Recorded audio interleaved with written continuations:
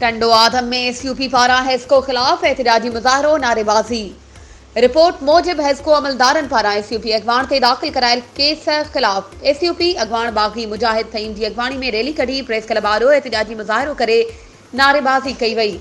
उन मौके ते कामरेड मोहम्मद खान पंवर बाग़ी मुजाहिद तहीम मीर हक नवाज़ टालपुर शफी मोहम्मद साद ऐं ॿियनि ख़िताब कंदे इल्ज़ाम मढ़ियो त गुज़िरियल आम चूंडुनि में जेडीए जो हिस्सो हुअण करे एसयूपी जे कारकुननि ते कूड़ा केस दाख़िल कया पिया वञनि। हेस्को सब डिवीज़न 1 जे एसडीओ इदरीस रज़ा ऐं लाइन सुप्रीडेंट पारां एसयूपी जे बानी अगवान मीर हक नवाज़ टालपुर मथां बेगुनाह ऐं बिजली चोरी जो कूड़ो केस दाख़िल करायो वियो आहे, जंहिं जी सख़्त लफ़्ज़नि में मज़म्मत कजे थी। हुननि चयो त तहीम कॉलोनी में जिते हक नवाज़ टालपुर जो घर इन जाइ ते हिन महिल ताईं बिजली जा पोल ई लॻल न आहिनि त बिजली किथां आई ऐं कीअं चोरी थी।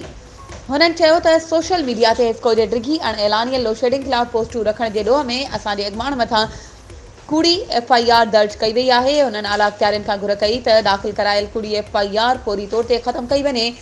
गैर कानूनी लॻल बिजली जा कनेक्शन।